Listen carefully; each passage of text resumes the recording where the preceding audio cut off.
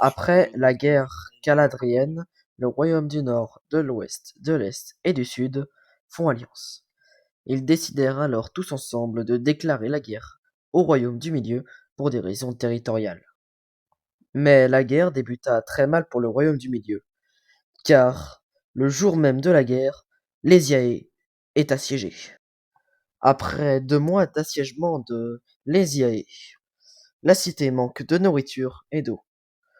Le roi et ses conseillers décidèrent alors de lancer l'assaut face à ses envahisseurs.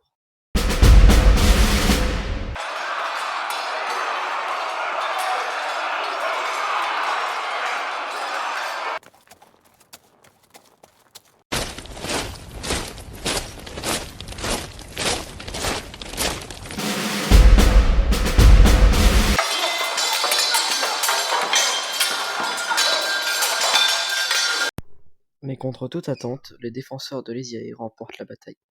Après une écrasante défaite au siège de Léziae, les 4 royaumes en sortent très affaiblis. Le royaume de l'Ouest, au bout de quelques mois, va commencer à faire défaite sur défaite. Le royaume du Milieu va les écraser littéralement et presque raser Avalon, leur capitale. Les autres royaumes seront probablement ciblés juste après, car les victoires du royaume du Milieu commencent sérieusement à détruire les rangs des 3 royaumes restants. 1 mois après la chute du royaume de l'Ouest, le royaume du Nord et du Sud affronteront le royaume du Milieu à Valcoria, une des plus grandes villes fortifiées de ce royaume.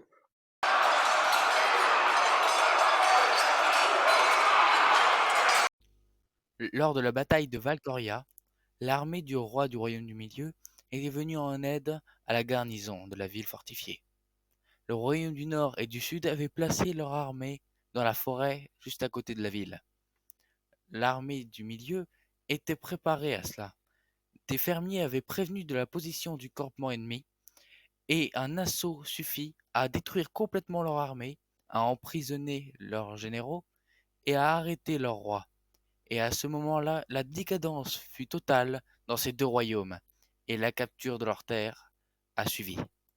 2 mois après la chute du royaume du Nord et du Sud, le royaume du Milieu passe à l'attaque près de Kharkiv. Par ailleurs, il n'eut pas le temps de faire le siège, car l'armée de l'Est les repoussa. Par ailleurs, cette bataille coûta très cher au royaume du Milieu, qui perdit son avant-garde.